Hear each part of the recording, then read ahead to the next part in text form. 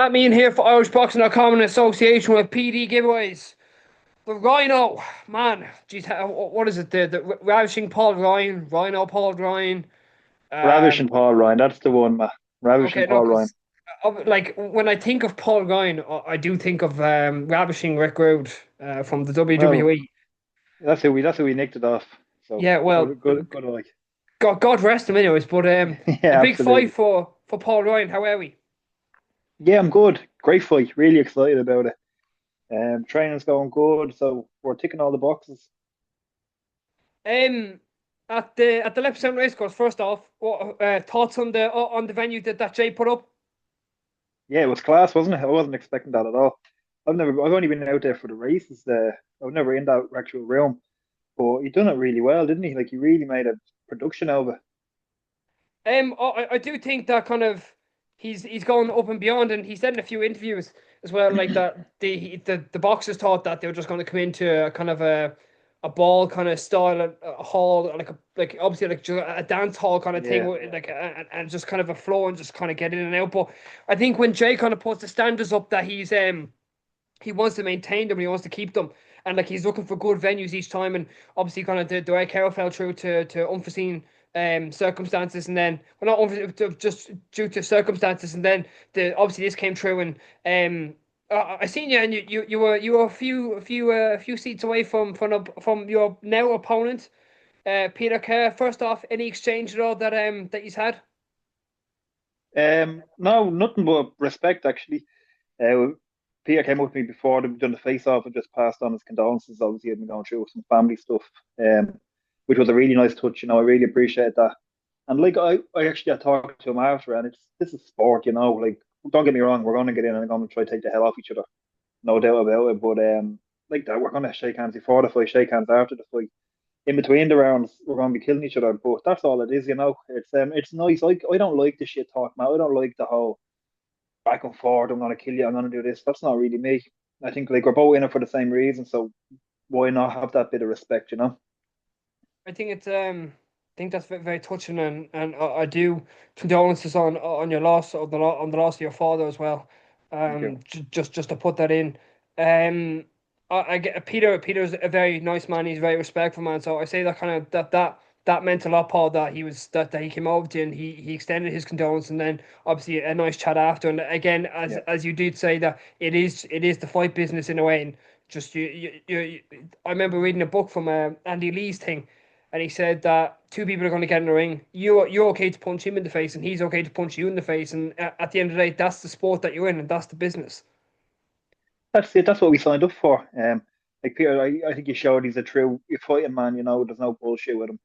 So that's why he done it. And it means a lot. But in the nicest way possible, that's now to the back of my mind. Now it's time to try to put a hurting on him, and I know he's doing the same.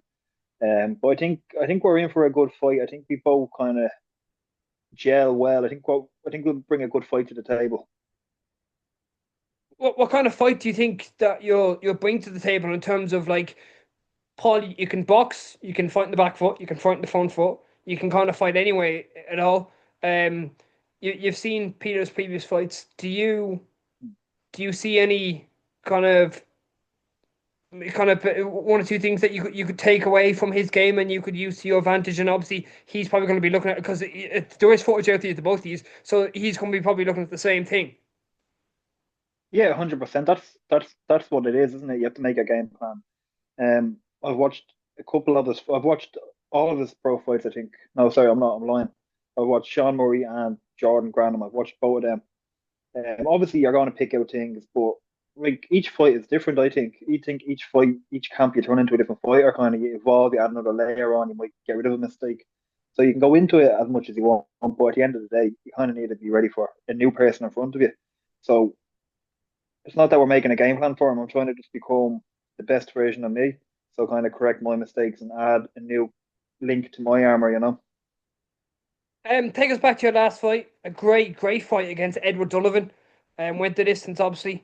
Any thoughts on that at all? Like, I guess again, another. It was a great fight, but you getting your hand raised in the end, and obviously nothing but respect for Edward. Yeah, it was a great fight. watched it back maybe twice, three times. Definitely won it. I was very happy with it. Thought the cleaner punches, the cleaner work was all made. But yeah, good win, good name, and put us in a good position now to fight for the Irish title. So very happy with it. Was that the main aim? Yeah, the aim always was just to win. I never look into a knockout, a stoppage. The goal is just to get the hand raised. Get however way it goes. You train for a 10 round war. If it becomes one, if it's done in 1 round, that's even better. But as far as I'm concerned, every fight is going to be a 10 round grueling war. That's what you get ready for. I remember you said the last time that it was obviously your first time fighting in Dublin, at a main event. Now it's your second time in Dublin and another main event. Mm. Does that hold a place close to your heart, Paul? Yeah, it's filled me with pride. Actually, I'm really happy about it. Like last time, I think I done 250 tickets, which was good going. We'll try to get more now. Big push on it, but it's great. Jay and Butch showed a lot of faith in me. You know, taking me on after the loss in Saudi, and they gave me the main event slot straight away. So they did show a lot of faith. And I think I held up my side of the bargain in the last fight. I think I sold my tickets. I handled myself professionally, got the win as well. So we're going to be rewarded again now with another main event and an Irish title, which is amazing. That's a real honor to get to win an Irish title now. And I was looking back on it the other day, and some big names have won it. Like Luke Keeler, Spike O'Sullivan, Steve Collins won it. Like big names, big fighters have went on to do big things. So to be in the mix with them now will be a real feather in my cap. I know you're a man who knows Luke very well. Yeah. Friends probably. Has Luke given you any advice at all? Has Luke chatted to you about the even just the good old days of winning that title?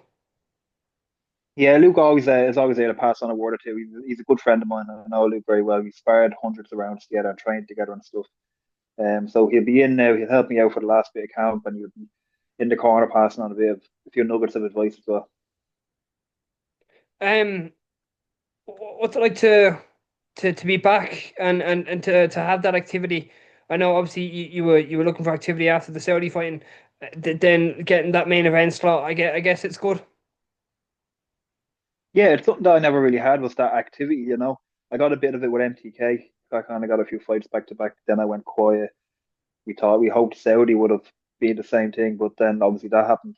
But it's great to kind of even like I was talking with Jay and not looking past anything, but he already has the rest of the calendar marked out, which is brilliant. Like so you're getting out of the ring with potentially another fight they already lined up, which is exactly what you need. Like for me anyway, I love camp life and I love having that goal. So for me to know there's regular activity coming, that really helps me. So I kind of again it excites you. And, like I've heard a few times where lads have got directly out of the ring and Jay's pulled them aside, kindly be like, okay, right, fair play in that one. Now you've another one to work towards, and they're kind of he's keeping the ball rolling. He's keeping it going. Yeah, but that's what you got to do as well. Like it's hard. Like if you're trying to, so I look at Paul Ryan Boxing as a brand. So you need to sell that brand. So you can't be fighting once a year, twice a year. Like it's not good. Like you need to be in the positions. You need to be on the platforms and doing what you can. So for Jay to be helping us out like that, and I know he takes an awful lot on and he's putting on all of these dates and he's giving the lads the platforms. Like that's huge to people. Like his fighters coming up now that are making a debut and you have a chance there you could fight 5 times in a year if you do everything right. That's massive. Um, any expectations that you're looking towards yourself personally, Paul, for this fight? No, more kind of personal expectations. Like there's always stuff you're trying to fix. So you look back on the last fight, what did I do wrong? What could I do better? And that's the goal in this camp, is always just to become a better fighter. So like that, obviously Peter is in my mind. Like it's the last thing I think at a night, the first thing in the morning, it's the goal is Peter Carr. But the bigger goal is to become a better Paul Ryan. So and I know by me becoming a better Paul Ryan, that would be Peter Carr and that would be anyone really. I think I'm that good. So my end goal for every camp is just to become 10% better than the last fight. Just keep adding an extra layer onto myself. I think kind of one thing that with the loss of a father, that obviously life maybe feel different now, but he's there with you in spirit. I guess you do kind of feel him there, beside you when you're training and you're doing your bits and pieces throughout the day. He's going to be there in spirit in the national stadium. Oh, 100%. Like my dad's been by my side since I started boxing, when I was 8 years old. But it is different, but it won't change. It won't change me. Maybe it will for the better, but everything will still go ahead. Or still, the camp doesn't change. The only thing that is different is I won't have my dad giving out to me now. That's the only difference. But he'll be there with me every step of the way. So I know that. I'd say you missed the giving out. Yeah, he was a cranky old cunt. He was. Yeah, so I always got a bit of crack winding them up. But yeah, it was great. But come here, he's with like that. You said he's with me now all the time, and Mm. the only way he goes is if you stop talking about him. So to keep him alive is to keep talking about him. Fair play to you. You're a three-time Irish amateur champion, and to now add that professional Irish title, and as Jay has reiterated time and time again, once you kind of once you win the Irish title, that's all and done. Do you look past the Irish title in a way, like, are you already planning ahead, Paul, or is that something that you're gonna do post-fight, where you'll sit down with Jay, you'll sit down with Butch, you'll sit down screaming the boys, and you'll plan that when you'll be looking ahead then after, if you get me? Yeah, at the moment it's all eyes on April 4th. Like Peter's a danger man. That's a big risk. It's a hard fight. He does a lot of stuff good, so I can't be looking past that. And I won't be. Like I'm putting everything into this camp. I'm going away to England twice a week. I'm doing me hard sparring, I'm doing me running, I'm doing everything. I'm crossing my T's and I'm dotting my I's. So at the moment, this is my WBC world title. This may as well be the green WBC belt. This is the be all and end all. Because if you don't get past it, then where are you? But for the time being, it's April 4th and Peter Carr. That's the only thing that's on my mind. Just a last question. Big shout out to your sponsors. Obviously, anyone you want to thank. I know Brian Mangan Yep. came on as a Yeah. sponsor today, and David Fagan from Coffee and Yeah. Combat. Great guy. Yeah, some legends on the team. So Brian that we talked about, Mangan Group, he's been helping out Jay, and now I'm blessed to have him coming on board as a sponsor for me. What a legend. Dave Fagan, Coffee and Combat, my main man. And then I've my day one sponsors as well. So Let's Glow Sunbeds. They were literally since my first fight, AP Breakdown Recovery. I've Clonsilla Blinds and I have Tan Me Sunbeds as well. I know you wouldn't know by the tan of me, the complexion of me, but I'm sponsored by two different sunbed shops.